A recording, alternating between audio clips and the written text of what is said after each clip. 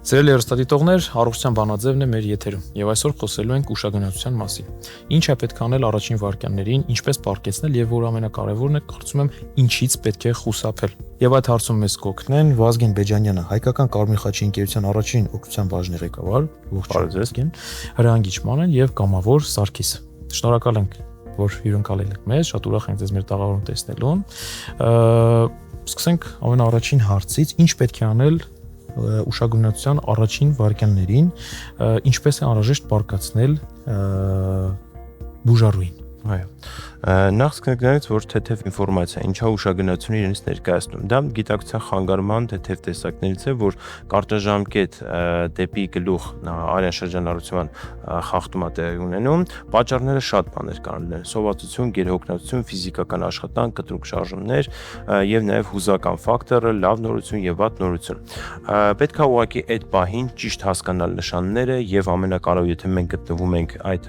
ուշաթափվող մարդու կողքին, հասկանանք դա միանգամից եւ ամենակարևորներից մեկը ֆիքսենք իրան, որովհետեւ մեծամասնությունը իրենք միանգամից կտրուկ ընկնում են եւ մենք պետք է աշխատենք, որ հենց ընկնելու ընթացքում իրենք այլ կողմնակի վնասվածքներ չտան։ Իսկ հիմա արդեն հրանգիչը եւ կամավորը պրակտիկ ավելի գործողությունություն ցույց կտան, թե ինչ է կատարվում, ուշաթափությունը ոնց է տեղի ունենում եւ ինչ կատարենք, որպեսզի մինչեւ առնվազն 5 րոպեվա ընթացքում տուժածին վերականգնենք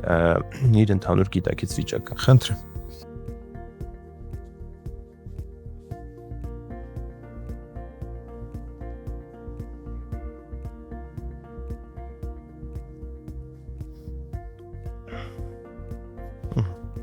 Ներկապային վառ օրինակով ցուցադրվում է բարձրացվում է ոտքերը վերև, որպեսզի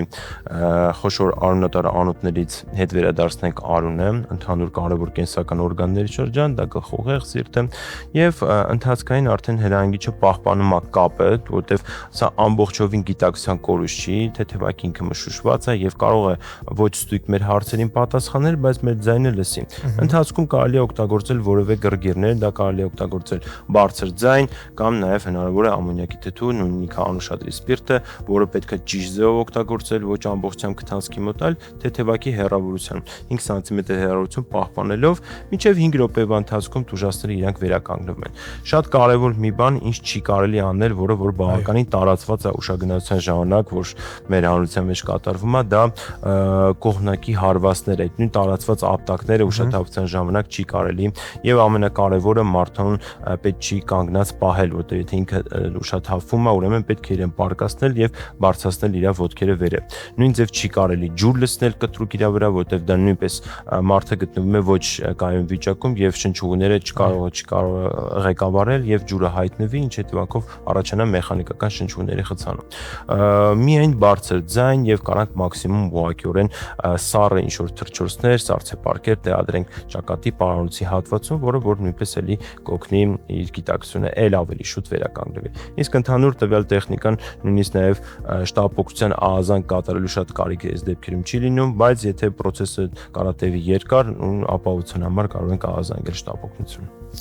Անչափ շնորհակալություն Վազգեն, անչափ շնորհակալություն ձեզ Մանե, Սարգիս, կարծում եմ նման ինֆորմացիան, ինչպես նաև այս դեմոնստրատիվ կերպով ներկայացնելը շատ կարևոր է, քանի որ այս իրավիճակները առօրեական են եւ ցանկացածից հետ կարող են ամեն պահ, գիտեք, հանդիպել եւ ճիշտ արձագանքը բնականաբար կօգնի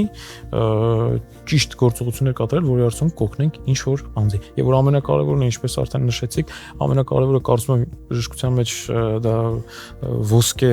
ստանդարտների մեջ է չվնասել։ Այո։ Սա պետք է միշտ հիշենք եւ սրան հետևենք։ Եվս մեկ անգամ շնորհակալություն ձեզ, շատ ուրախ ենք, որ այսօր ձեզ տեսանք մեր տաղավարում։ Դե ինձ սիրելի հեռուստադիտողներ, կարծում եմ շատերս ենք հանդիպել ուշագնացության երևույթների, բայց եւս մեկ անգամ պետք է նշեմ, որ անհրաժեշտ է ճիշտ արձագանքել եւ որ ամենակարևորն է չվնասել։ Մնացեք մեզ հետ, իսկ մենք շարունակում ենք մեր հաղորդումը։